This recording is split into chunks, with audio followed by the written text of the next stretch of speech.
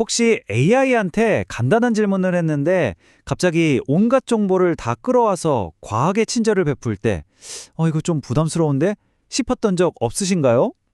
그 미묘한 어색함 뒤에는요. 사실 챗GPT부터 제미나이까지 모든 거대 AI가 겪고 있는 아주 치명적인 문제가 숨어 있습니다. 오늘 바로 그 문제의 정체와 해결책을 한번 제대로 파헤쳐 보겠습니다. 바로 이런 느낌이죠. AI 분야의 최고 권위자 중 한 명인 안드레이 카파시가 AI랑 대화할 때 느낀 감정이라고 해요. 마치 AI가 제발 저를 좋아해 주세요. 제가 당신에 대해 얼마나 많이 아는지 보세요. 라고 말하는 것 같아서 소름이 돋았다는 거죠. 이 절박한 관심 갈구, 바로 이 문장이 오늘 우리가 파헤칠 문제의 핵심을 정확히 꿰뚫고 있습니다. 그런데요, 이게 그냥 몇몇 전문가들만 느낀 게 아니었어요. 카파스의 이 트윗은 무려 170만 뷰를 기록하면서 정말 폭발적인 공감을 얻었습니다. 수많은 사람들이 나도 똑같이 느꼈어 라고 외친 거죠. 이건 단순한 해프닝을 넘어서 AI의 아주 근본적인 작동 방식에 대한 중요한 질문을 우리에게 던지고 있는 겁니다. 자, 그럼 대체 AI는 왜 이렇게까지 과하게 노력하는 걸까요? 이제부터 그 원인을 본격적으로 살펴보겠습니다. 카파시의 분석에 따르면 이건 특정 AI 서비스만의 문제가 아니에요. 우리가 쓰는 거의 모든 거대 언어 모델이 가진 공통된 특징이라고 합니다.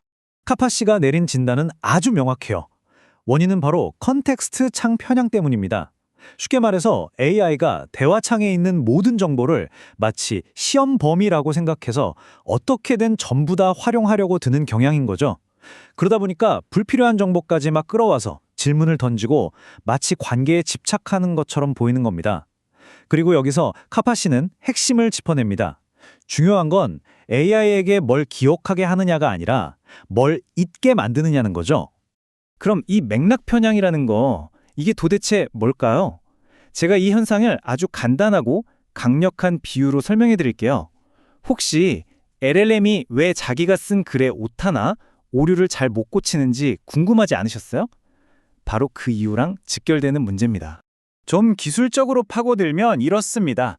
LLM은 수많은 데이터를 학습하면서 주어진 맥락 안에 있는 정보는 일단 다 쓰는 게 정답일 확률이 높다는 패턴을 익히게 돼요.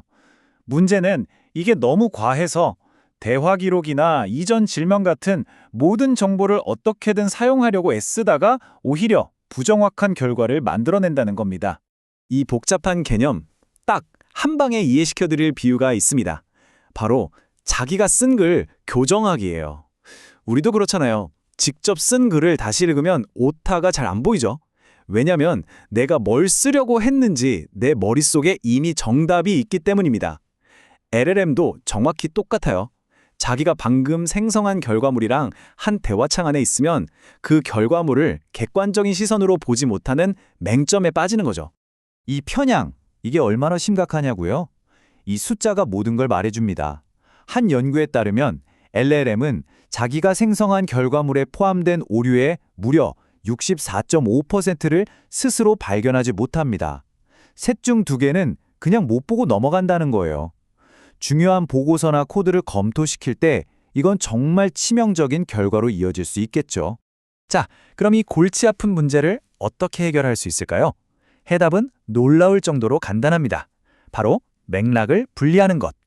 다시 말해 AI에게 완전히 새로운 눈을 빌려주는 겁니다. 지금부터 잘못된 방법과 올바른 방법을 나란히 보여드리면서 그 원리를 명확하게 설명해 드릴게요. 바로 이 슬라이드가 모든 것의 핵심입니다. 왼쪽에 동일 세션 검토를 보세요. 이건 우리가 흔히 하는 방식이죠. AI한테 코드를 짜게 한 다음에 바로 그 채팅방에서 이거 검토해줘 라고 말하는 거예요. 하지만 이건 효과가 거의 없습니다.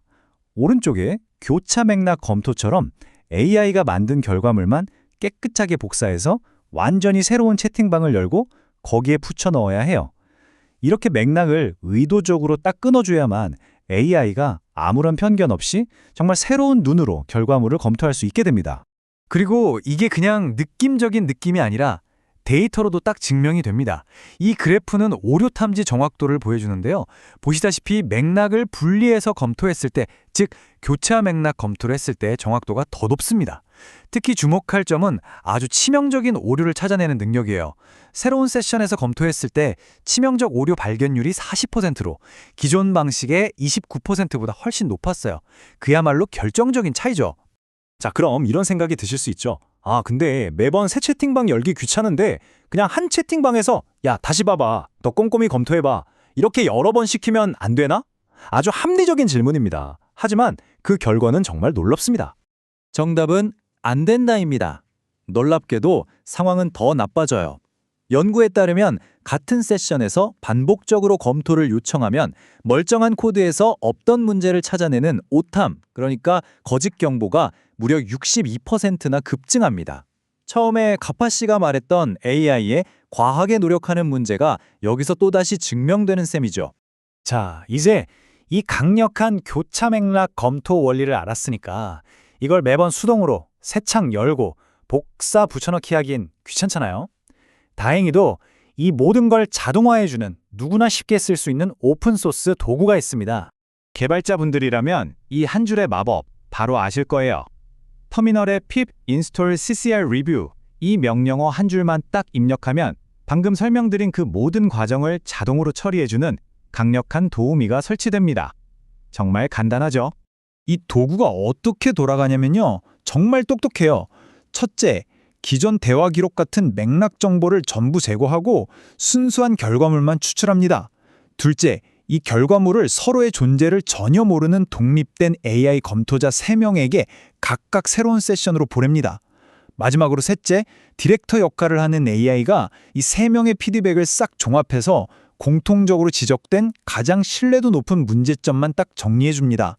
한 번에 세 쌍의 새로운 눈으로 검토하는 효과를 얻는 거죠. 그리고 이 검토가 그냥 대충 하는 게 아니에요. 이 도구는 아주 체계적으로 정의된 5가지 기준으로 결과물을 분석합니다. 예를 들어 팩트는 사실관계가 정확한지, 컨스는 글의 앞뒤 논리가 맞는지, RCVR은 이걸 받아보는 사람 입장에서 명확한지 같은 것들을 아주 꼼꼼하게 따지는 거죠. 그리고 이 도구의 진짜 강력한 기능이 바로 이겁니다. 만약 3명의 독립된 검토자 중에서 2명 이상이 똑같은 문제를 지적한다면 그 부분에 이렇게 별표를 딱 붙여줘요. 이건 거의 확실한 문제니까 꼭 확인해 보세요라는 아주 강력한 신호인 셈입니다. 아니 근데 이렇게 독립된 AI를 3명이나 돌리면 비싼 거 아니야? 하는 걱정이 드실 텐데요. 전혀요. 이 표를 보시면 GPT-4 미니 같은 최신 경량 모델을 쓰면 검토 한 번에 1센트, 우리 돈으로 한 10원 정도입니다. 하루에 10번씩 매일 써도 한 달에 3,000원. 그야말로 커피 한 잔 값도 안 되는 비용으로 AI의 정확도를 극적으로 높일 수 있는 겁니다. 지금까지 우리는 AI의 오류를 잡는 구체적인 기술을 살펴봤습니다.